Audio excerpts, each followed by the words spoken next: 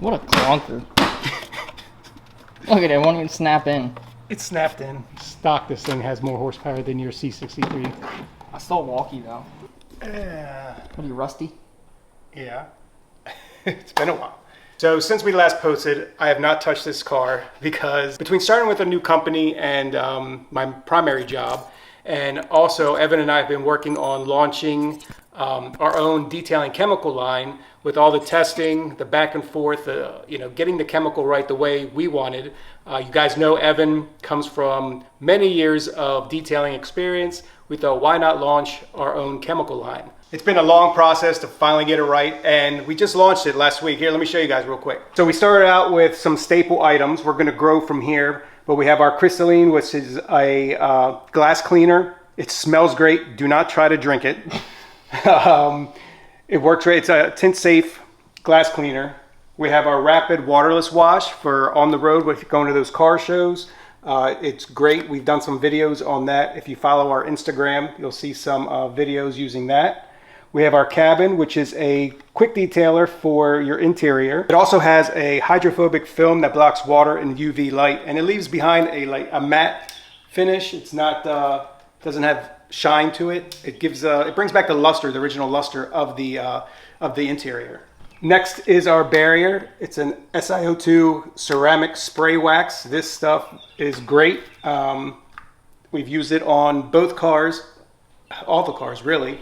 The Mercedes is in here because Evan's getting the wheels refinished. All right, so next we have our Alliant, our Pure. It's a wheel and tire cleaner. Then we have our... And it's non-acid. Yep, it's non-acid. Then we have our water-based Excel tire and trim dressing. Works great. It's non-sling.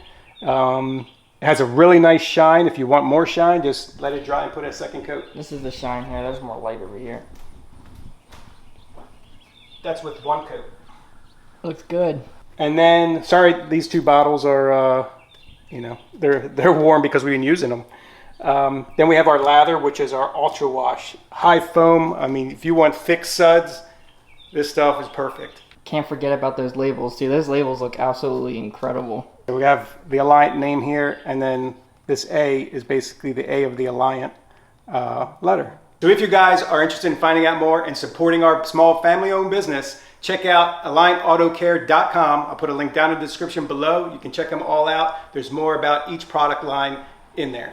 And to anyone that does order, please make sure you do email us any videos you have or how you like the product and stuff like that. And also include one product that you do want to see added to the lineup. We are thinking about adding an iron remover next. So stay tuned for that. All right, so now to where we're at with the M5. So in our last video, we put on the spacers because we put on catless downpipes. Get this off here. And the cell is still coming back. I've tried tweaking them, no luck. So we are going to take them off because we're going to tune the car anyway. I have the Dinan coils, and we also have some new spark plugs as well, which we're going to put in right now. We did upgrade the charge pipes with the VRSF and also the charge coolers, VRSF as well. If you guys are interested, I'll put a link in the description below where you can get some for your M5.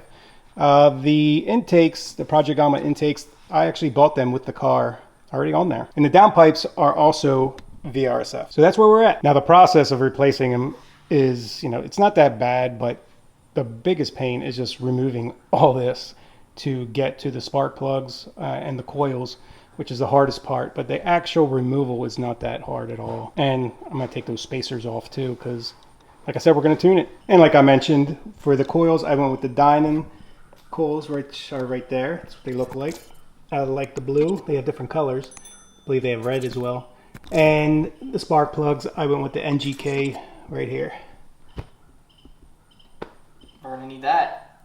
Yep, we're gonna need the O2 sensor removal ratchet thing too to take them off. So the first step, we gotta take these computers off, and they just clip in with these grommets right here, and then we'll take off this heat shield and start removing all this nonsense right here.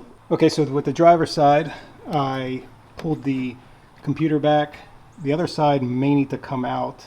We may even need to loosen these straps down here to pull this out a little further.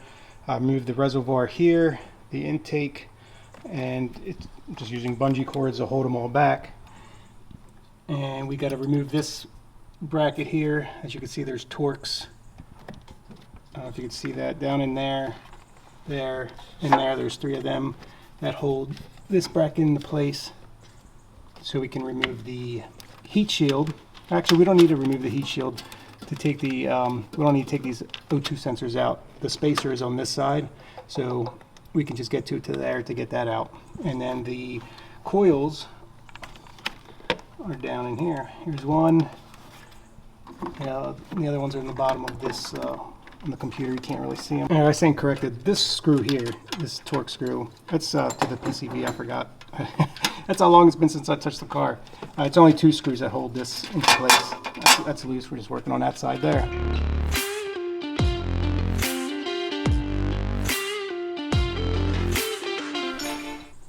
And there's a spacer. So while he's doing that, I'm gonna go ahead and I'm gonna start trying to get these coils out on this side. They're pretty simple to come out. When you lift up this plastic piece on the coil pack all the way up, it will slide out the harness of the coil pack. So that makes it pretty simple. You don't have to reach your fingers in there and squeeze a tab or anything like that. All right, so the O2 sensors are out. And if you guys do not have one of these kits, I highly recommend you get one to pull out the O2 sensors. It makes it so much easier. All right, these are original coils and they were tough to get out. I just took a wrench to help gently rock it. You don't want to break this clip, this plastic. We're just going to do them one by one. I cannot wait to tune this thing. I wonder how much horsepower it's going to put out after we go stage 2. Less than my car. Shut up. Stock, this thing has more horsepower than your C63. I still walkie though. And these spark plugs do come pre-gapped, so we don't have to mess with that. So it's not too bad. We didn't have to take out the computer on this side so far, but we got the one done. Okay, so this side is basically done. We just got to put that brace back in after we do this side. But we got the intake back on. You can kind of see down there the blue from the coil packs.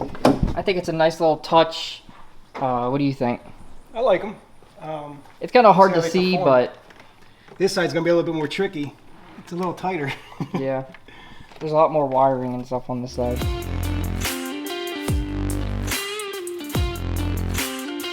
All right, we're done. Everything's put back together. It's not that bad of a job. I mean, it's pretty easy. It's just time consuming. Got to move a lot of stuff around because all the wonderful wiring BMW. The afterthought. The afterthought. Where are we gonna put these wires? Oh. Anyway, I'm gonna take it out for a spin. Make sure there's no issues with that. Don't break it. You break it, you buy it. What a clunker. Look at it, it won't even snap in. It's snapped in. That'll do it for this video. If you guys enjoyed it, please make sure you smash that like button, subscribe if you're new, and we'll see you when we see you.